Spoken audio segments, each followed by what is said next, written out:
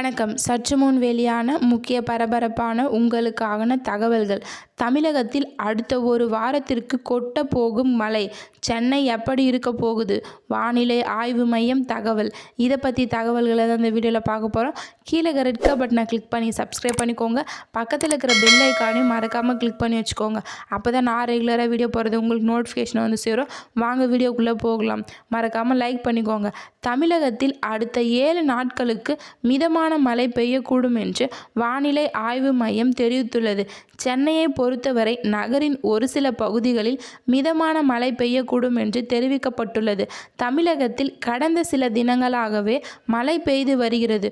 குறிப்பாக 2025 ஜூலை மாத தொடக்கத்தில் வெயில் வாட்டி வந்த நிலையில் அதன் பிறகு பரவலாக மழை பெய்து வருகிறது. ஆனால் பெரிய அளவில் மழை பொழிவு இல்லை. இருப்பினும் நீலகிரி, கோவை, தென்காசி, நெல்லை, கன்னியாகுமரி உள்ளிட்ட தென் மாவட்டங்களில், மேற்கு தொடர்ச்சி மலையை ஒட்டிய மாவட்டங்களில் மழை பெய்து வருகிறது. சென்னையை பொறுத்தவரை பெரிய அளவில் மழை பொழிவு இல்லை.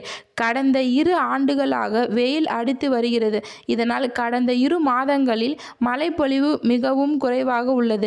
இந்த நிலையில் அடுத்த ஒரு வாரத்திற்கு வானிலை நிலவரத்தின் பார்ப்போம்.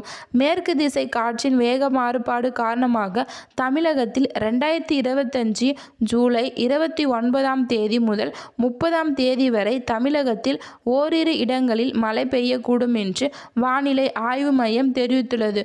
ஓரிரு இடங்களில் பலத்த தரைக்காற்று மணிக்கு 40 முதல் 50 கிலோமீட்டர் வேகத்தில் வீசக்கூடும் என்று வானிலை ஆய்வு மையம் கணித்துள்ளது. நன்றி, வணக்கம்.